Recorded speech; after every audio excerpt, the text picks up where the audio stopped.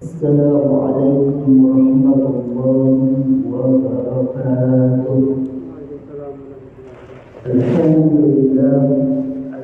لله الذي نحمده ونستعينه ونستغفره ونعوذ بالله من شرور أنفسنا ومن سيئات أعمالنا. من يهد الله فلا مضل ومن يضلل فلا هادي له. أشهد أن لا إله إلا الله وأشهد أن محمدا عبده ورسوله. قال تعالى في القرآن الكريم: بسم الله الرحمن الرحيم. إن تنصروا الله ينصركم ويثبت أقدامكم. قال رسول الله صلى الله عليه وسلم: كل أمتي يدخلون الجنة إلا من أبى. قيل وما يأبى يا رسول الله؟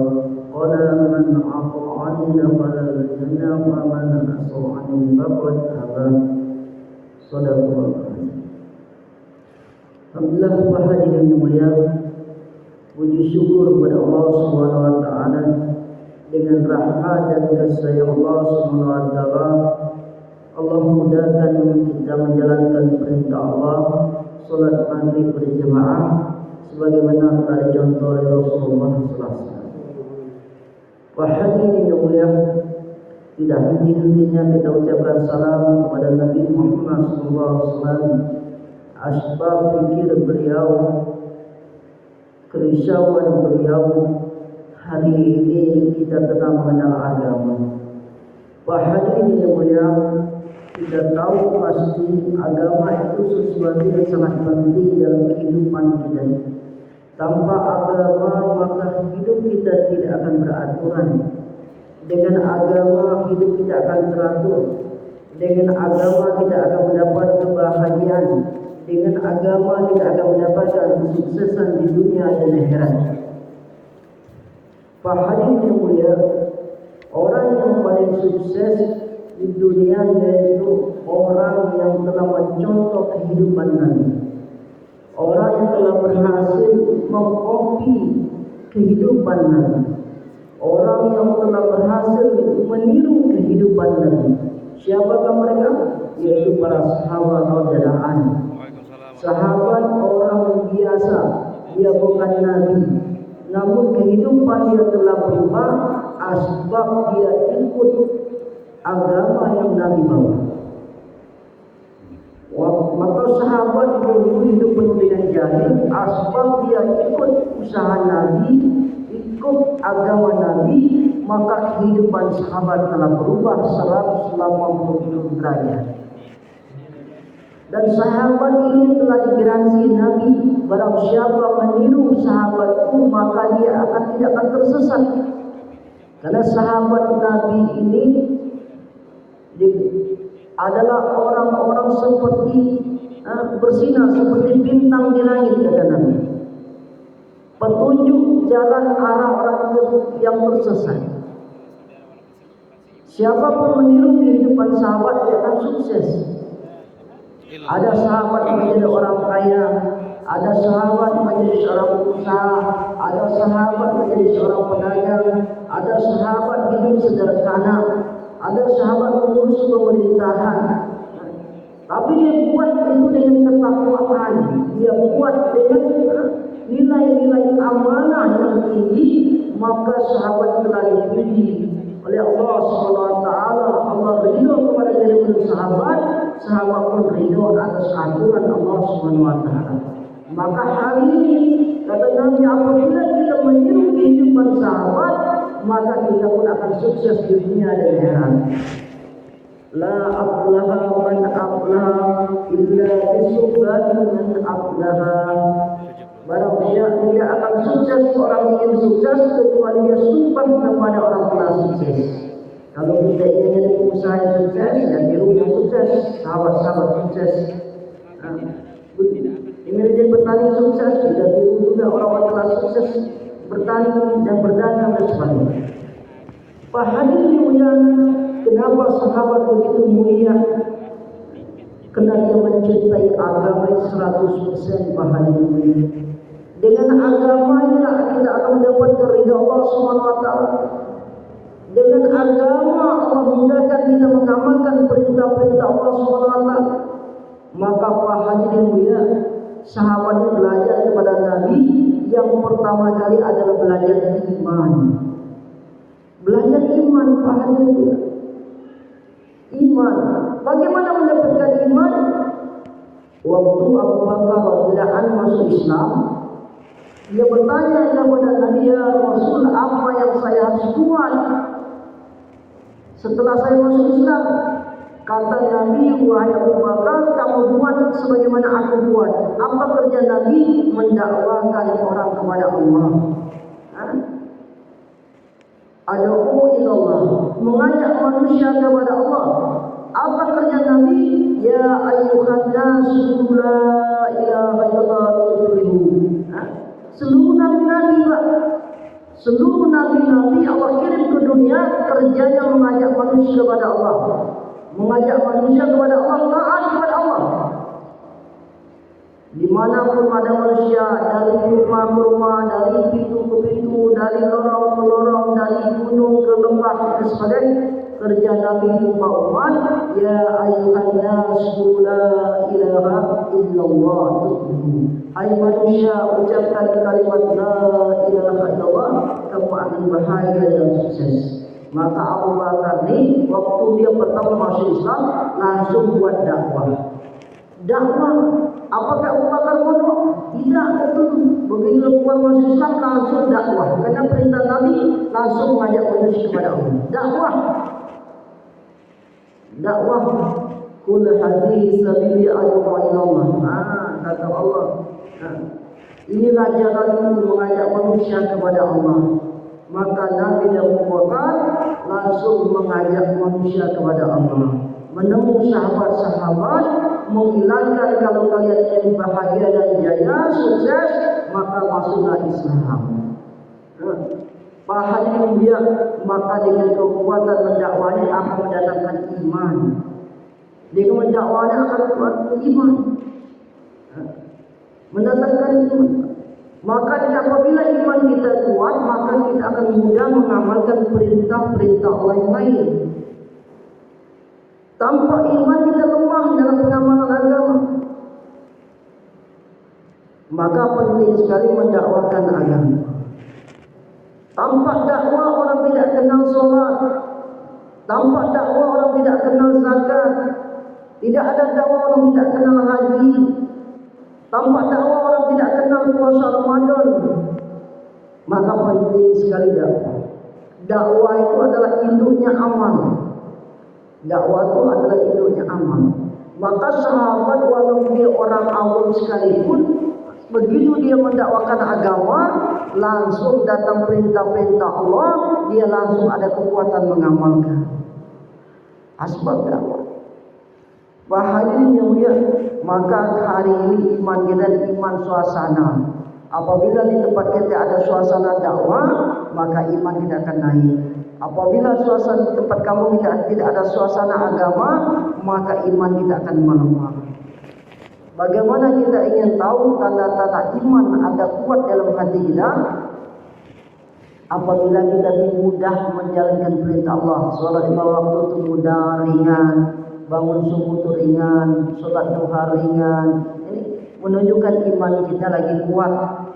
Tapi kalau iman kita lemah, maka sholat kita bolong-bolong, zakat malas, sedekah pun malas, tidak ada kekuatan.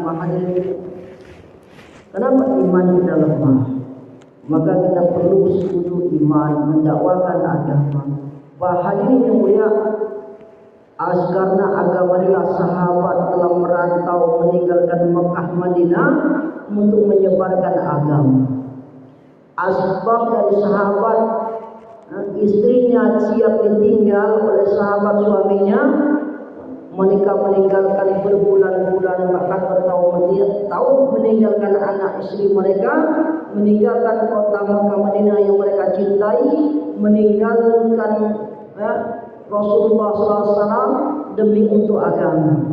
Sehingga hari ini kita dapat menikmati Islam. Asbab pengorbanan sahabat.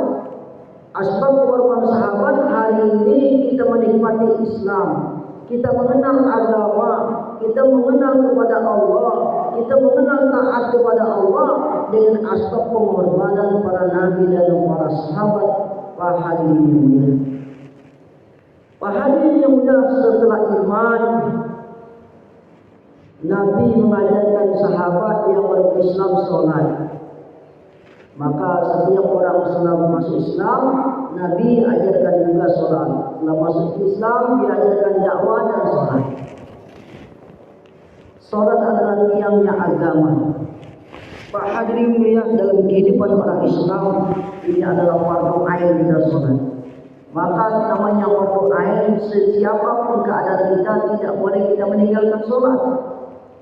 Mau sakit ya, mau tidak bisa berdiri, kita mesti sholat. Mau orang kaya, mau orang miskin, orang sibuk, orang pedagang, petani, semua bagaimana keadaan dia, tetap perintah sholat berlaku pada kehidupan dia. Dia tidak kuat, maka dia akan dapat sanksi dosa dari Allah SWT. Saking pentingnya sholat ini, Nabi ajarkan, kalau anak umur 7 tahun, ajarkan sholat kata Nabi. Umur 10 tahun, kalau dia tidak sholat boleh dipukul, anak kecil boleh dipukul. Telapak tangannya, mungkin betisnya boleh dipukul untuk mengingatkan pentingnya sholat. Hadirin mulia, hari ini bagaimana kita nak jaga sholat perintah Allah. Kalau perintah-perintah lain Allah kirim kepada Nabi melalui malaikat Jibril alaihissalam. Tapi perintah sholat khusus Allah SWT undang, Allah SWT Isra Mi'rajkan Nabi untuk menerima perintah sholat. Ini perkara yang khusus, bukan seperti perintah-perintah lain. Sholat ini sangat khusus, maka menerima pun secara khusus. Di Isra Mi'rajkan Nabi untuk mendapatkan perintah sholat, menunjukkan sholat yang sangat penting. Hadirin yang mulia, bagaimana sholat ini banyak keberkahan dalam kehidupan kita. Kalau dulu sebelumnya 50 waktu, kena dikurang, diskon sampailah 5 waktu hari ini. Diwajibkan bagi kita 5 waktu untuk menjaga sholat. Awal mulanya ada 50 waktu. Kemudian banyak diskon, akhirnya 5 waktu wajib fardu sholat.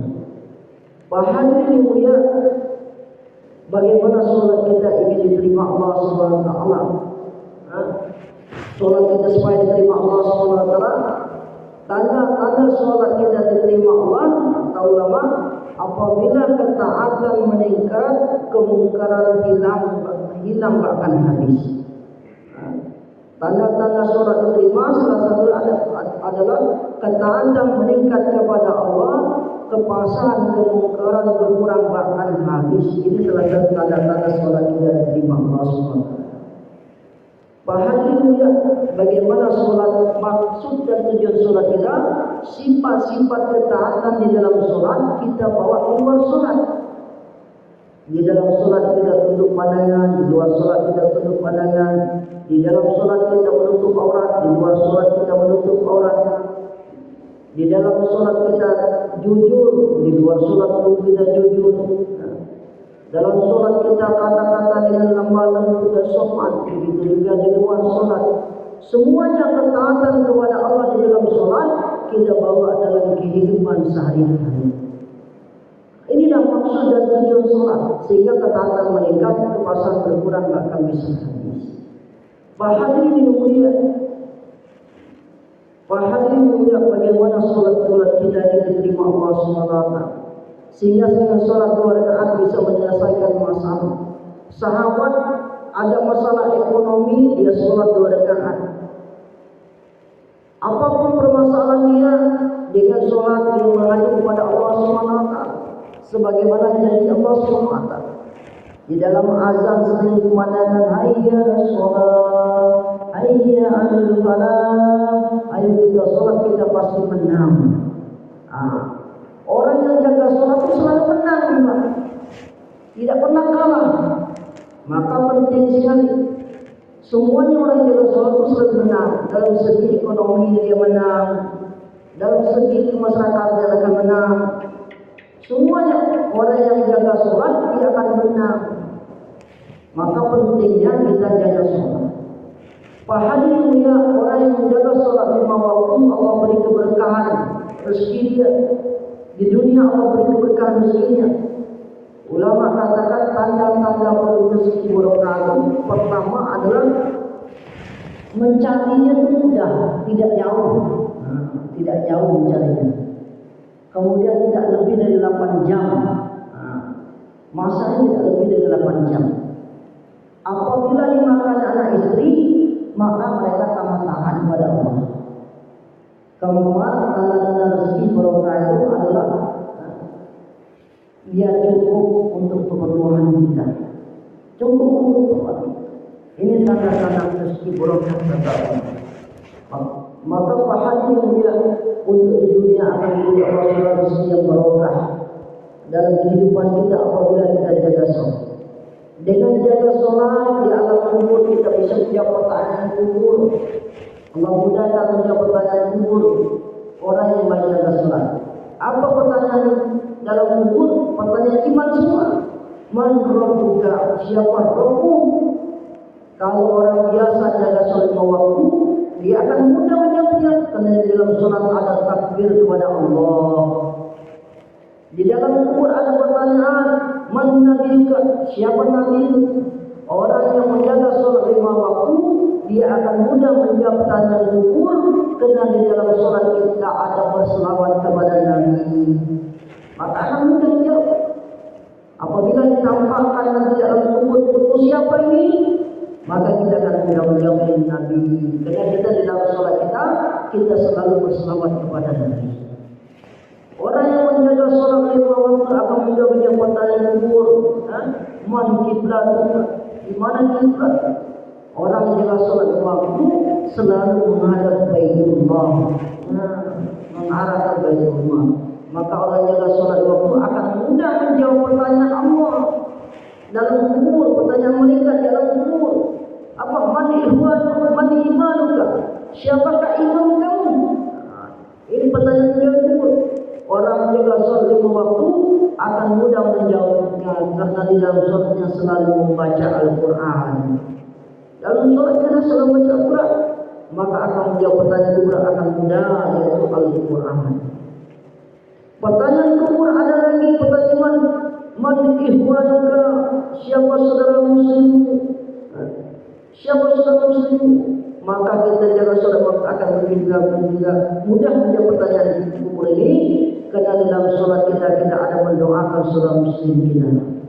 Dan kita habis sholat kita mengucapkan salam kepada saudara muslim kita. Ada bukti dan kita sholat kepada saudara muslim kita, mendoakan saudara muslim kita.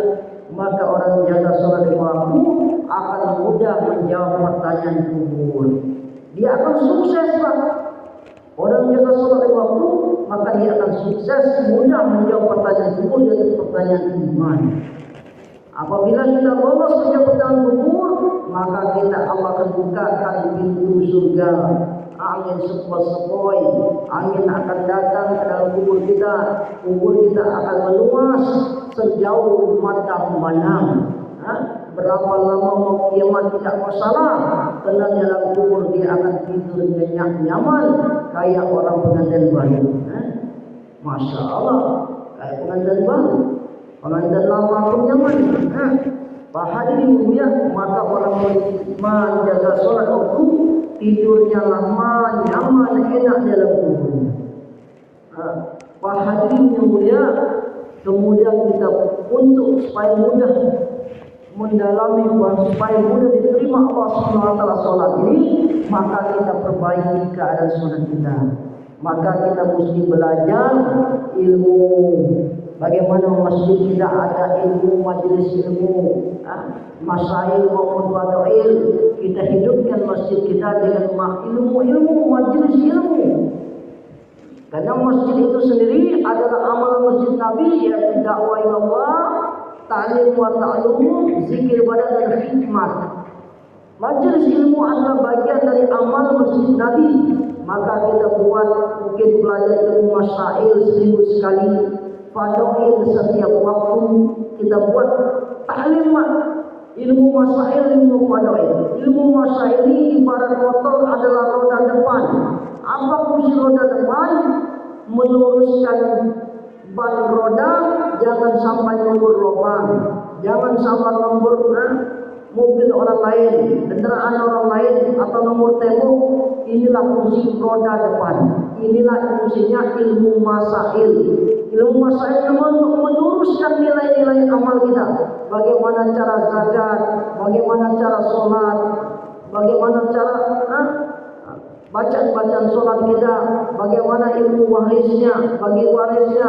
Inilah pentingnya ilmu masail supaya kita tahu nilai-nilai ini, bagaimana meluruskan nilai-nilai amal kita, meluruskan amal-amal kita ini, supaya tidak mengambil riba, tidak maling timbangan, tidak mengukur tanah orang, mengambil tanah orang. Inilah sebabnya ilmu masail. Paling tidak seminggu sekali kita belajar, dudukkan diri kita dalam ilmu masail supaya nilai amal-amal kita lurus hanya mencari ridha Allah Subhanahu wa taala.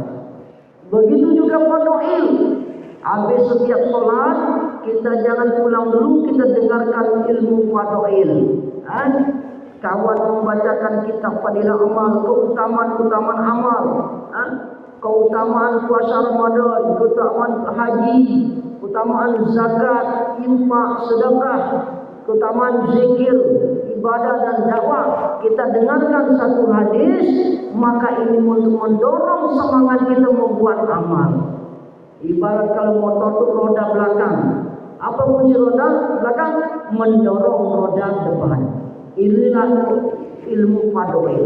Ilmu fadhail ini memberi semangat, rangsangan supaya kita bergairah mengamalkan agama ini untuk lebih banyak lagi berbuat amal. Inilah ilmu fadhail, maka jangan sungkan-sungkan. Penting, karena setiap hari kita mesti mencari ilmu. Kata Nabi, wajib hukumnya fardu ain, setiap hari kita menuntut ilmu. Baik laki-laki, perempuan, tua maupun muda. Wajib bagi kita menuntut ilmu.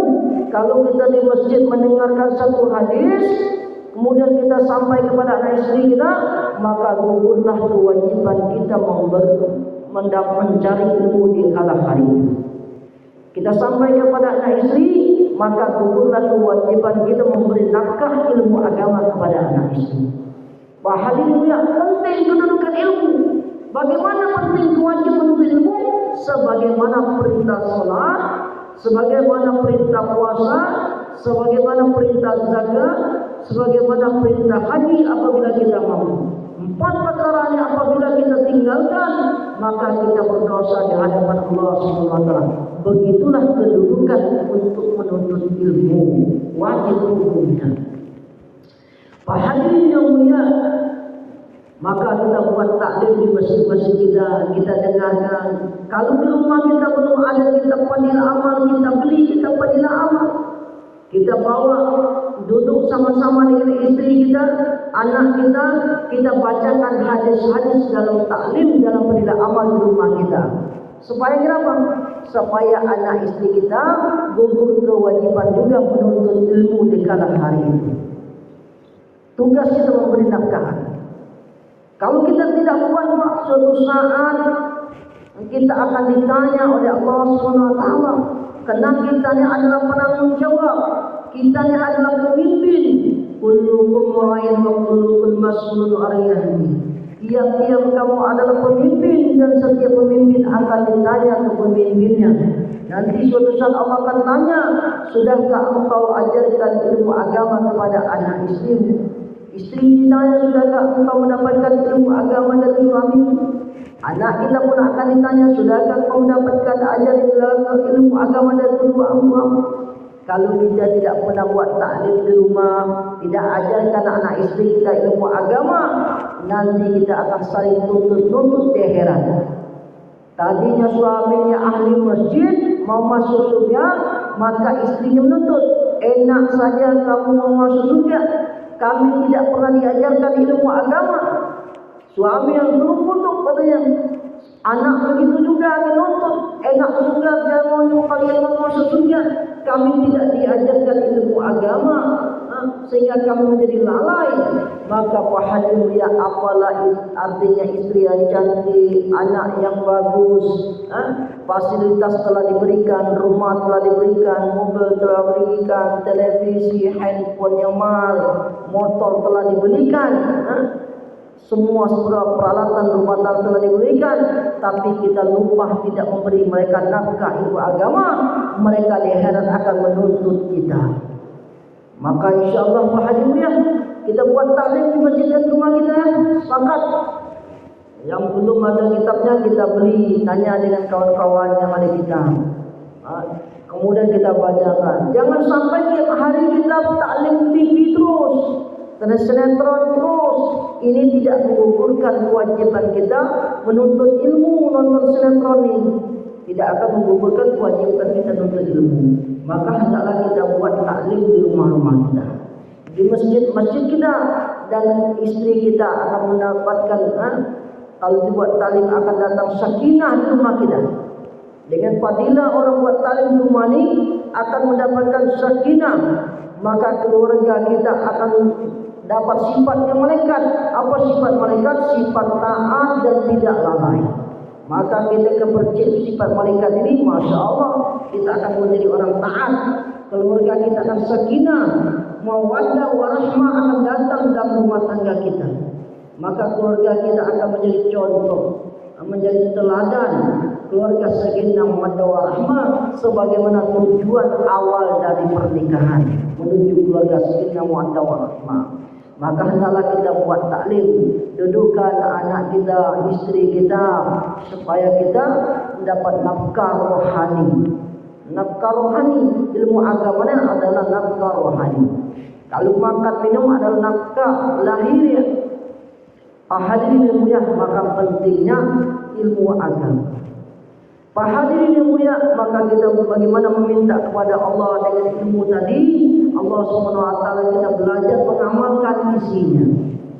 Bagaimana mengamalkan isi? Apabila sehari-hari kita baca penjelas sedekah, kita akan ada gairah untuk bersedekah.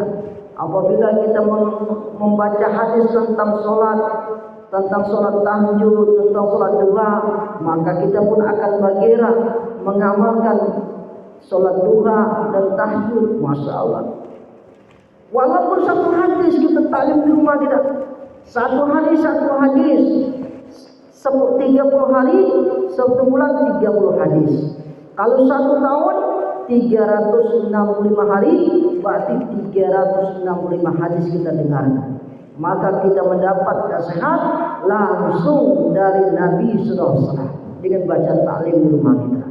Maka kita gairah mengamalkan agama, kita gairah mengamalkan perintah-perintah Allah, kena dapat langsung perintah dari Nabi. Hadirin yang mulia, kita pernah bacakan pentingnya sholat berjamaah, maka bapaknya akan bergairah untuk sholat berjamaah. Hari ini kenapa masih banyak kosong? Karena bapak-bapaknya tidak ada rangsangan semangat untuk sholat berjamaah. Karena tidak pernah baca tentang keutamaan sholat berjamaah. Sholat berjamaah di masjid 27 derajat. Kalau imamnya khusyuk, maka semuanya tidak akan diangkat, diterima sholatnya. Imam yang tidak khusyuk, makmumnya khusyuk, maka akan diterima juga. Imam tidak khusyuk, makmum tidak khusyuk, tapi barisannya lurus, maka sholat kita pun akan diterima oleh Allah SWT. Kita bacakan hadis-hadis tentang sholat ini, maka kita akan bergairah untuk datang ke masjid sholat berjamaah. Hadirin mulia, kita ingin belajar mengamalkan ilmu yang kita dapatkan. Bagaimana ilmu ini menjadi makmulan, pengamalan, praktek langsung. Ilmunya apabila kita praktekkan akan mudah.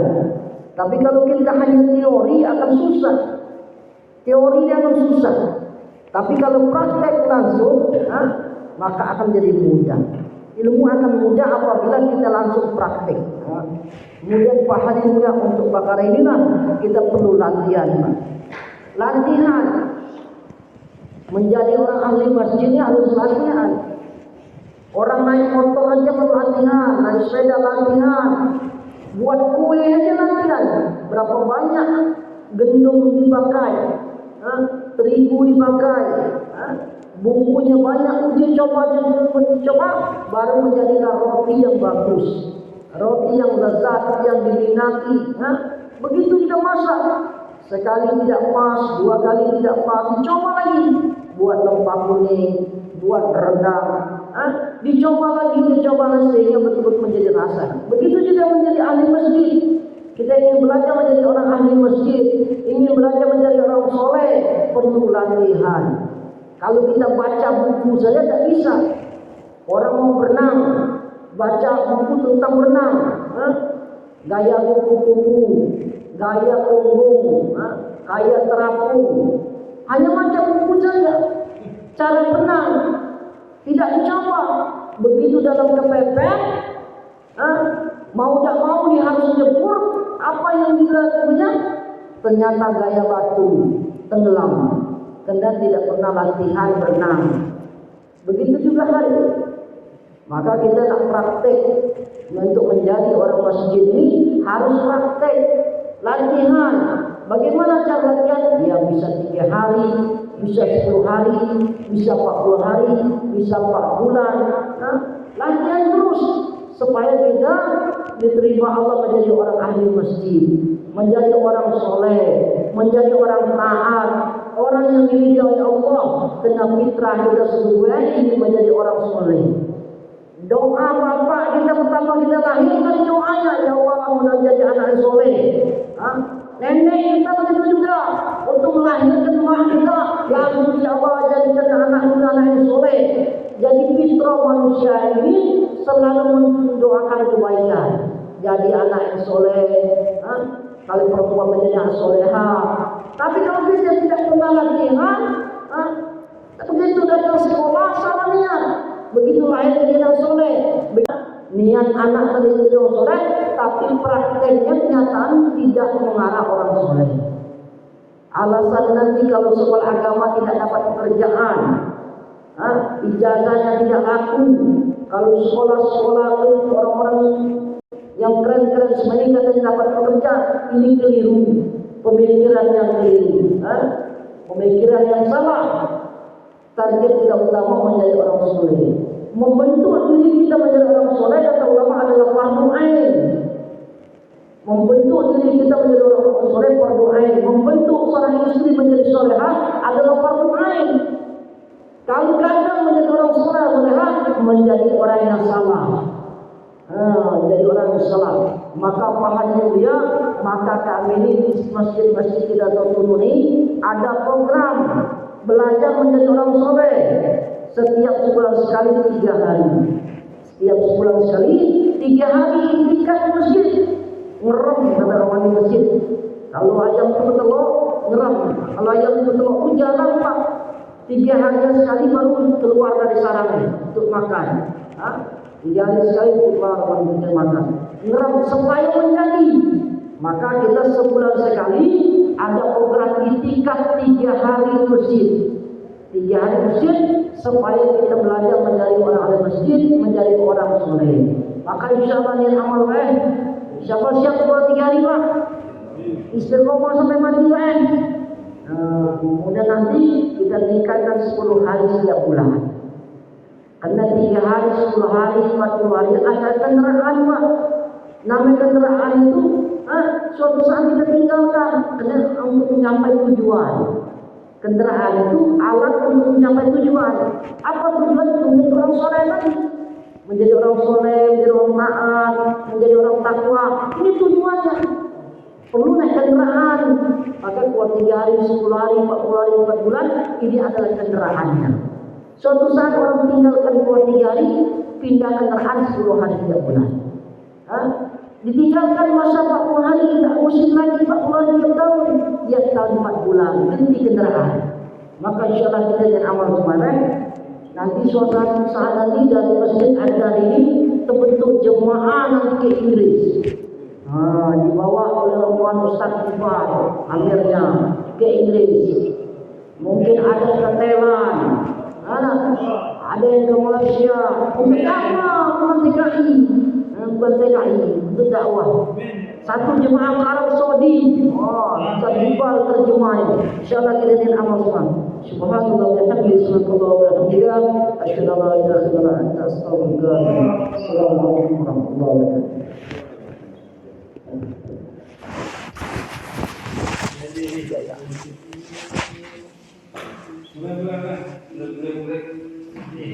wabarakatuh.